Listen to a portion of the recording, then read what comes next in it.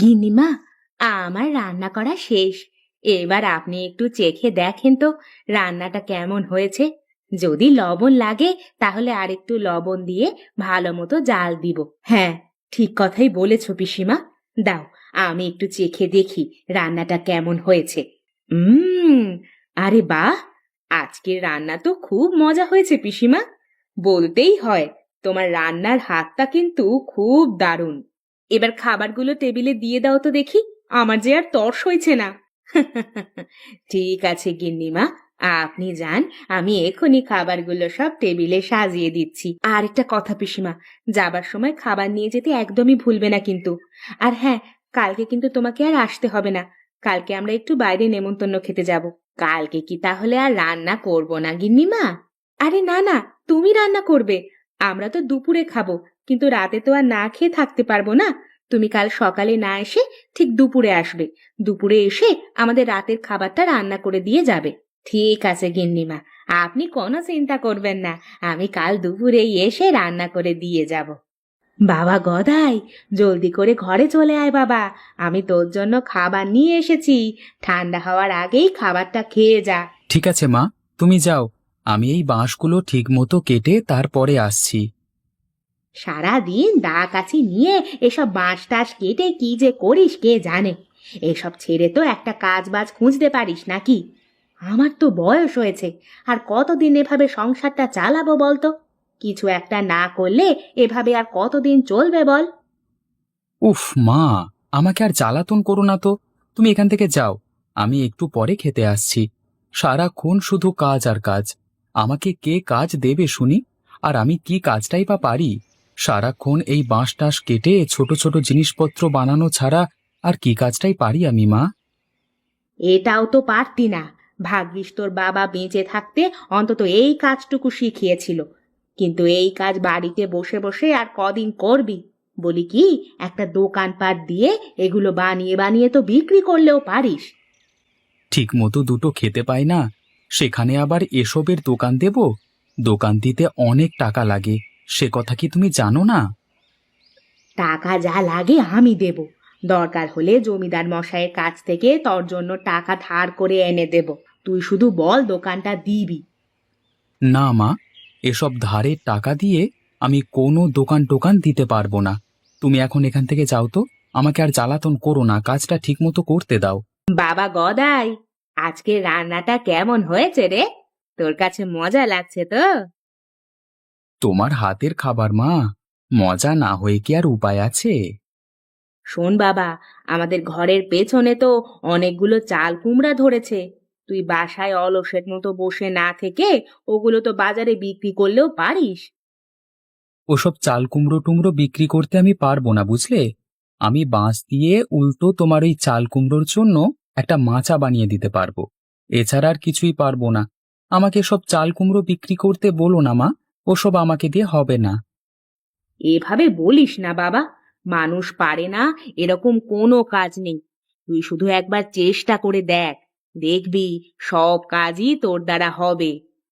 মা, এই শেষবারের মতো বলছি, আমার সামনে এসব কথা আর বলো না, নইলে কিন্তু ভাত রেখে উঠে যাব। আরে না বাবা না, তুই খা। আমি আর কোনো কথাই বলবো না। ও রে বাবা রে বাবা, সারা রাত বৃষ্টিতে তো পুরো বাড়ি জলে একেবারে তলিয়ে গেছে।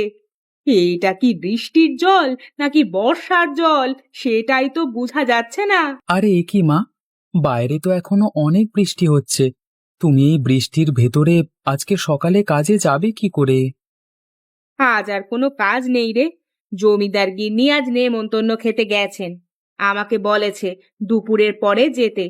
কিন্তু এখন দেখ, যেভাবে বৃষ্টি নামছে, এভাবে যদি বৃষ্টি নামতেই থাকে, তাহলে তো মনে হয় না দুপুরেও যেতে পারবো বলে।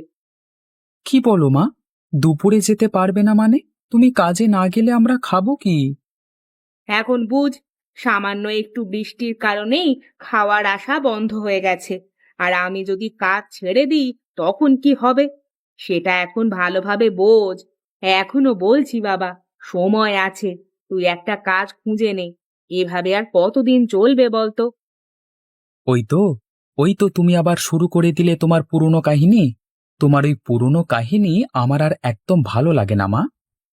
আরে দাঁড়া বাবা দাঁড়া, রাগ করিস না। আমি তো তোর ভালোর জন্যই বলি। তুই তো নিজের ভালোটাও বুঝিস না।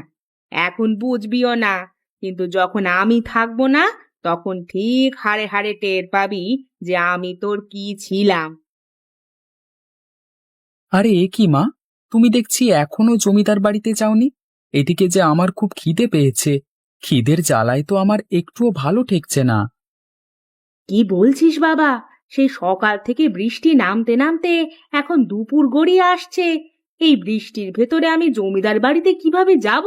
সেই সাথে আবার উঠোনে দেখি জল একেবারে ভরে গেছে। কি বলছো মা?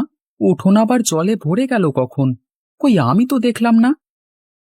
হায় রে পোড়া কপাল! ঘরে বসে খেতে খেতে দেখছি তোর চোখ দুটোকেও তুই খেয়ে ফেলেছিস। চল, তোকে ভালোভাবে দেখিয়ে আসি। উঠোন জলে একেবারে তলিয়ে গেছে, কোথাও পা রাখবার জায়গাটুকুও নেই। চলো তো, দেখে আসি। আরে এ কি মা, তুমি তো বলেছিলে শুধু উঠোনে একটু জল জমেছে। এখন তো দেখছি পুরো উঠোনটাই জলে তলিয়ে যাচ্ছে। যে কোনো সময় আমাদের ঘরটাও ডুবে যেতে পারে মা।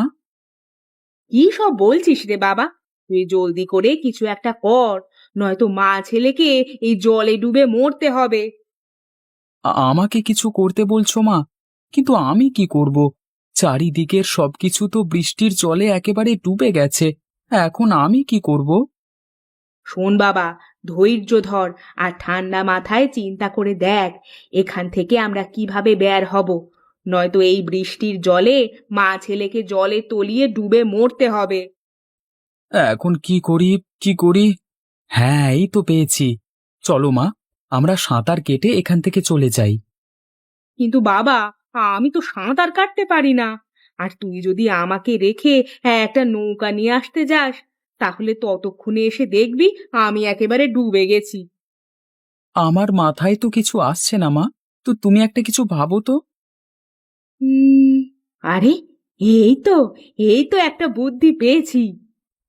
বুদ্ধি পেয়েছো মা? কি বুদ্ধি বলো আমাকে, জলদি করে বলো। শোন বাবা গদাই, আমাদের ঘরের পেছনে তো অনেকগুলো চাল কুমড়ো হয়েছে। তুই তো সেগুলো কখনোই বাজারে বিক্রি করিসনি। তুই এখন একটা কাজ কর, ওই চাল কুমড়োগুলো দিয়ে একটা নৌকা বানা। তুই তো দা বটি দিয়ে বেশ ভালো ভালো জিনিসপত্র বানাতে পারিস। এখন একটা চাল কুমড়ো দিয়ে নৌকা বানাতো দেখি।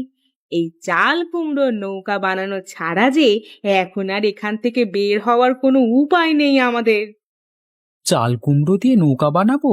কিন্তু আমি পারবো তো? পারবি বাবা, পারবি। তুই একটু চেষ্টা করলে দেখবি সবই করতে পারবি। মানুষ পারে না এরকম কোনো কাজ এই পৃথিবীতে নেই। তুই শুধু মন দিয়ে একটু চেষ্টা করে দেখ বাবা, নয়তো এই বৃষ্টির জলে আমাদের দুজনকে ডুবে মরতে হবে। ঠিক আছে মা, তুমি তাহলে ঘরে গিয়ে আমার দাটা নিয়ে এসো। আর আমি ঘরের পেছন থেকে ততক্ষণে কতগুলো চাল কুমড়ো নিয়ে একটা নৌকা বানানোর কাজ শুরু করে দিই। মা দেখো, আমি তোমার কথা মতো চাল কুমড়োর নৌকা বানাতে পেরেছি। মা, আর দেরি করো না, জলদি করে চাল কুমড়োর নৌকায় উঠে পড়ো। আরে বাহ বাবা, তুই তো চাল কুমড়ো দিয়ে খুব সুন্দর একটা নৌকা বানিয়েছিস। দাঁড়া, আমার জন্য একটু অপেক্ষা কর, আমি এক্ষুনি আসছি। আরে মা দাঁড়াও, তুমি আবার ঘরের ভেতরে কেন যাচ্ছ? জলদি করে নৌকায় উঠে এসো মা। আরে দাঁড়া রে বাবা, আমি এক্ষুনি আসছি। নে বাবা, এবার তো চাল কুমড়োর নৌকা চালা।